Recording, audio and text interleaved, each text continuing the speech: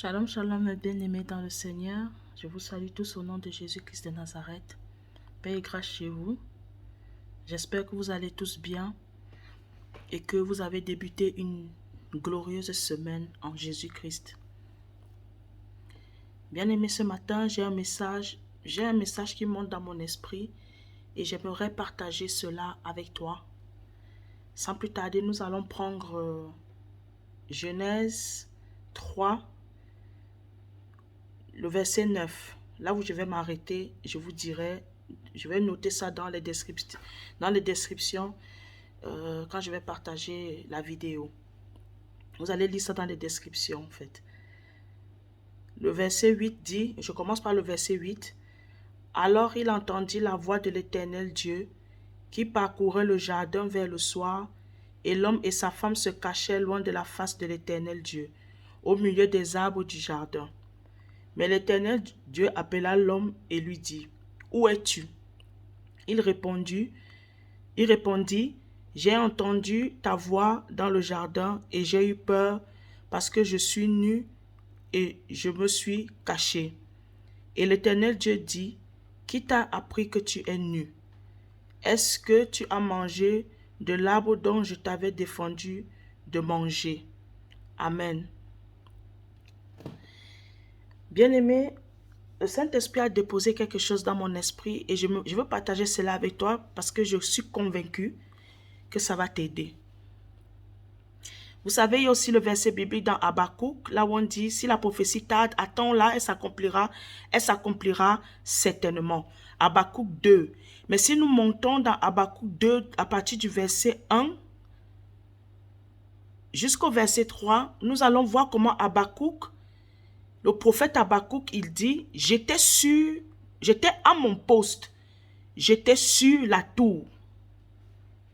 J'étais à mon poste, j'étais sur la tour. Je vais dire ceci à quelqu'un ce matin. Bien-aimé, écoute-moi. Ici, on parlait d'Adam et Ève, qui lorsqu'ils étaient dans la présence de Dieu, ils ne péchaient pas.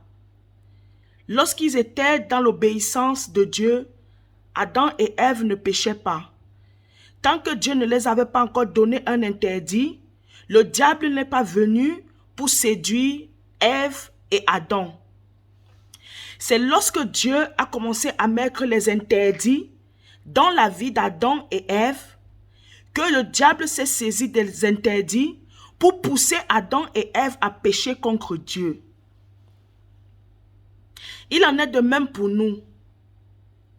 Tant que Dieu te laisse, tant que tu as le droit de faire ce que tu veux, peut-être, je prends l'exemple lorsque tu étais païen, tu pouvais faire ce que tu veux parce que tu te disais, ah, ma vie m'appartient, je n'ai de compte à rendre à personne.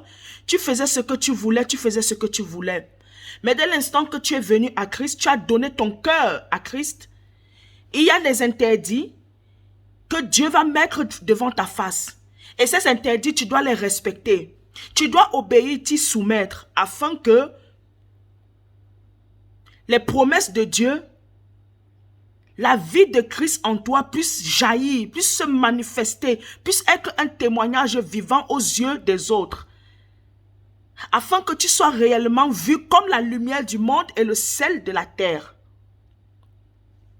Mais le diable va venir se saisir de l'interdit, des choses que Dieu t'interdit de faire. C'est ça qu'il te fera faire, il te poussera à faire. Il va te séduire, il va te pousser à faire ces choses-là.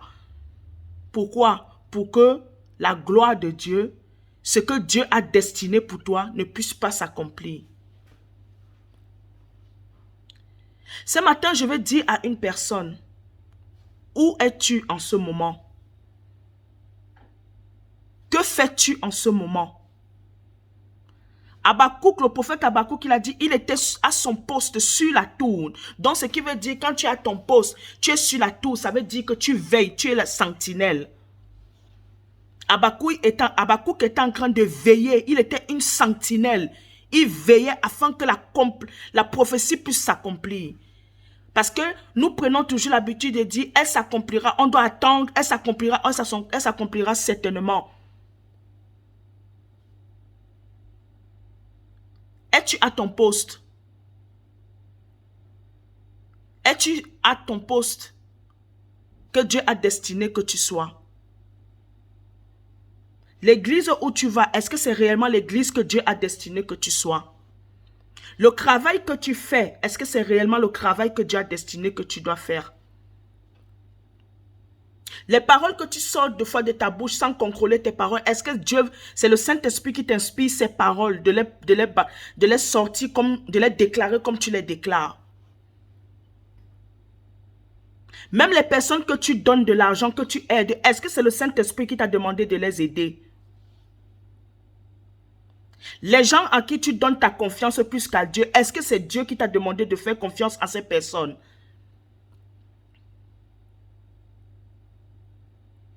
Es-tu à ton poste? Et si oui, tu es à ton poste, est-ce que tu veilles? Est-ce que tu veilles? Habakkuk était à son poste sur la tour. Dans la tour, ça veut dire qu'il était à la hauteur. Il avait les yeux fixés sur Dieu. Il était hors de la distraction, hors des murmures, hors des bruits, hors de l'impudicité, hors du péché, du mensonge, de l'orgueil. Il était hors de tout ce qui est œuvre de la chair. Il veillait. Il est demeuré à son poste. C'est ce qui a manqué à Adam. Adam n'était plus à son poste, le poste où Dieu l'a laissé. La place que Dieu lui a donnée, Adam a abandonné ça. Il allait se cacher. À cause du péché, il a pris conscience qu'il avait péché, il avait désobéi à Dieu, il allait se cacher. Mais Dieu n'est pas allé vers là où Adam était. Dieu est allé là, à la place où il avait laissé Adam, la place qu'il avait donnée à Adam de régner. Dieu est resté à cette place. Dieu n'est pas allé à une autre place. Voilà pourquoi il a dit, où es-tu? Donc ça veut dire qu'Adam n'était pas dans au poste, au lieu où Dieu et lui, ils avaient l'habitude de se rencontrer. Adam était ailleurs. Pourquoi? À cause du péché, à cause de la honte du péché, ou à cause de la séduction, à cause de l'envie, à cause de la convoitise. Parfois, nous abandonnons le lieu où Dieu nous a donné pour aller dans un lieu où Dieu ne connaît pas. Et voilà pourquoi quand nous prions, il n'y a rien qui se passe. Il n'y a pas les bénédictions. La prophétie, elle tarde. Les promesses de Dieu tardent dans nos vies. Où es-tu? Où es-tu? Où es-tu, mon bien-aimé? Ma bien-aimée, où es-tu? Allons-nous toujours sans cesse accuser le diable, le diable, le diable, le diable? Non, le diable se saisit lorsque le diable agit, se manifeste, lorsque nous nous donnons accès de manifester, lorsque nous lui donnons l'occasion de se manifester. Si tu ne donnes pas accès au diable, le diable n'agira pas dans ta vie parce que le diable n'est pas plus fort que toi. Parce que toi, tu as Jésus-Christ en toi, tu as le maître en toi. Jésus-Christ a dit, l'apôtre Paul a dit, pardon, ce n'est plus moi qui vis, c'est Christ qui vit en moi. Celui qui vit en moi est plus fort que celui qui est dans ce monde. Où es-tu? Que fais-tu? Le lieu où tu es, est-ce que c'est Dieu qui t'a dit d'aller dans ce lieu-là? Où es-tu et que fais-tu? C'est ça qui a manqué à Adam. Et c'est ça qui a été favorable au prophète Habakkuk. Il a vu l'accomplissement de la prophétie de Dieu s'accomplir.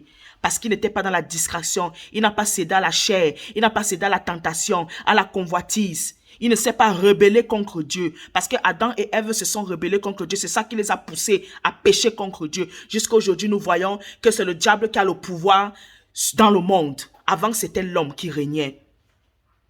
Avant, c'était l'homme qui régnait. Avant, c'était l'homme qui régnait. Et le diable, Adam a donné ce pouvoir au diable à cause de la désobéissance, à cause de l'insoumission aux instructions de Dieu. Où es-tu en ce moment?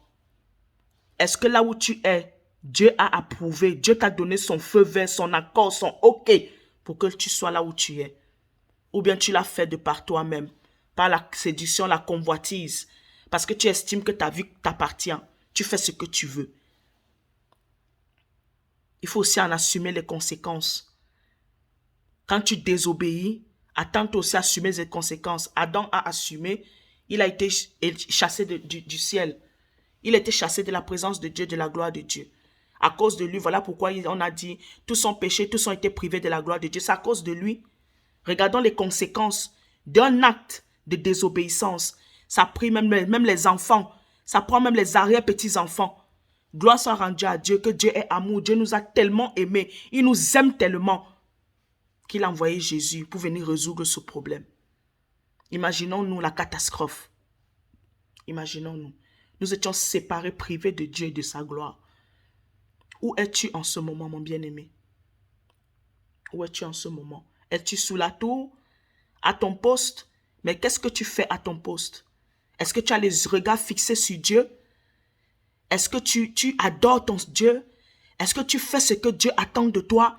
Est-ce que tu es en train d'accomplir les promesses de Dieu, le cœur de Dieu, en attendant que Dieu accomplisse les prophéties, les promesses qu'il a déclarées, ordonnées sur ta vie? Que fais-tu? Ou bien tu es dans la distraction, tu es dans les murmures, tu es dans les critiques, les calomnies. Qu'est-ce que tu fais? Où es-tu? C'est le message que j'avais pour toi ce matin, cette semaine. Réfléchis à cela et que le Saint-Esprit te parle. Que le Saint-Esprit te pousse à te repentir. Telle est ma prière pour toi. Au nom de Jésus-Christ. Amen. Paix et grâce chez toi. Ne culpabilise pas, mais remets-toi en question. Parce que la prise de conscience est le début de la restauration, est le début de la délivrance, est le début de la percée du succès. Quand tu prends conscience que tu es dans une chose qui ne plaît pas à Dieu, c'est déjà un bon début de processus. Mais ne te limite pas à prendre juste conscience. Va au pied du Maître. Parle avec lui. Ouvre-lui ton cœur. Parle-lui sans honte, sans crainte. Parle-lui. Ouvre-lui sincèrement ton cœur. Sois transparent comme David l'était au devant de Dieu. Que Dieu te bénisse abondamment. Bonne journée dans la paix du Christ. N'oublie pas, malgré tout, Jésus t'aime. Paix et grâce. Amen.